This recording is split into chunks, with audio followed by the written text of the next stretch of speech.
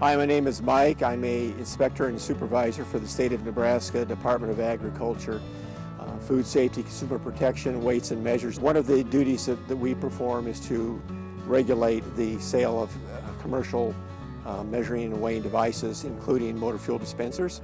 And to do that, we have a couple of different types of equipment that we use to test motor fuel dispensers. This, of course, being the truck that we use.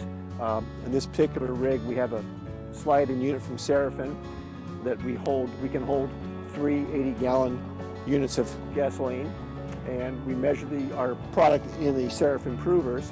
The provers are 5-gallon provers. These are very scientific measuring devices, and what we do is we convert the gallons into cubic inches, and we measure the cubic inch air, and the tolerance on these are pretty tight.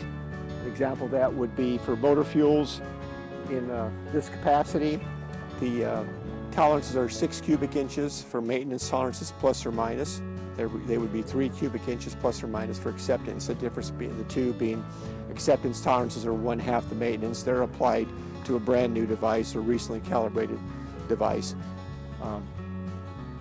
On these, the capacity is 1,155 cubic inches. So when we say they're plus or minus, air can be no greater than 6 cubic inches. That's pretty tight tolerances.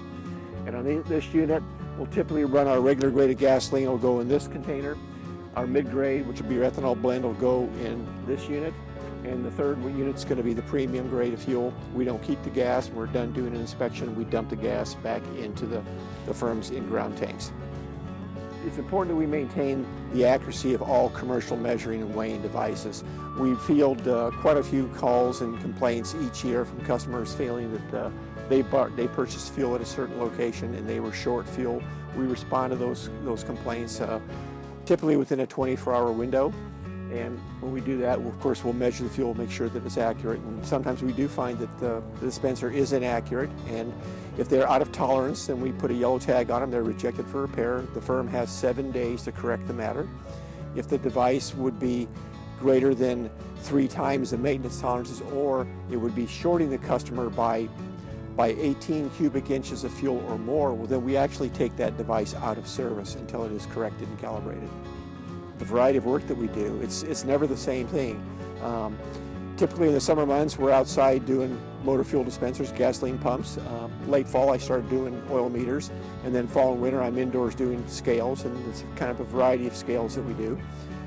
If we have time in the late winter, we'll do package inspections. So it's always a variety of work and kind of never the same thing over and over. You may have the same firms, the same devices you check every year, but it's different each time you go out there. When you hit these devices once a year, a lot of things can change.